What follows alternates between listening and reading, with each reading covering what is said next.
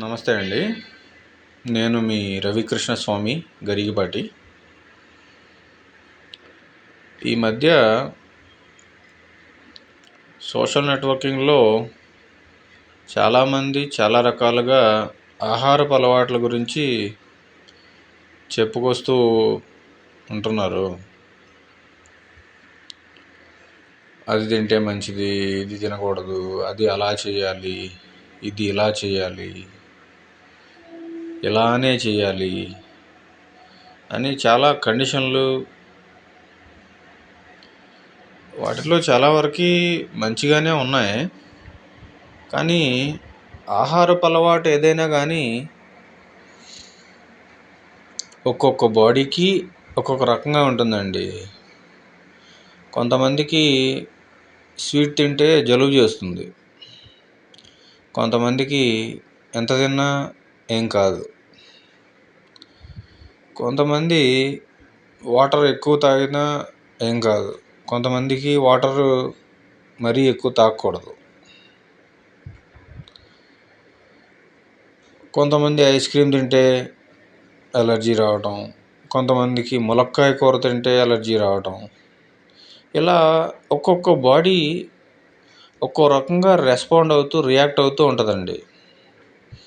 So ప్రతి ఒక్కరూ చేయాల్సింది ఏంటంటే తన బాడీకి ఏ ఏ ఆహారం సరిపడుతుంది, సరిపడట్లేదు అని మీకు మీరే ఒక అవగాహనలోకి రావాలండి. ఏదైతే సరిపడట్లేదో అది మీ బాడీ రిజెక్ట్ చేస్తుంది. అది మీరు గ్రహించి తినకుండా ఉన్నట్లయితే చాలా ఆరోగ్య సమస్యలు నివారించుకోవచ్చు. అంతేకాని వాళ్ళు అలా చెప్పారు, వీళ్ళు ఇలా చెప్పారు అని అన్నీ మిక్స్ చేసుకుని తాగేసి తర్వాత ఏదో అనారోగ్య సమస్యలకు పాలైతే ఇది కరెక్ట్ కాదండి. సో మీ బాడీ పనితీరుని బట్టి మీ ఆహారపు అలవాట్లు నిర్ధారించుకోండి. ఇప్పుడు మనం ఆంధ్ర తెలంగాణ వాళ్ళం రైస్ తినందే ఉండలేము. అదే మహారాష్ట్ర సైడ్ వాళ్ళు చపాతీ తినందే ఉండలేరు.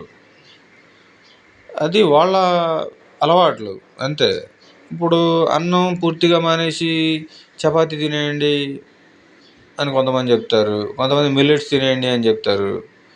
ఇవన్నీ కాదండి, అన్నీ తినాలి కానీ సమపాళ్ళలో తినాలి. కానీ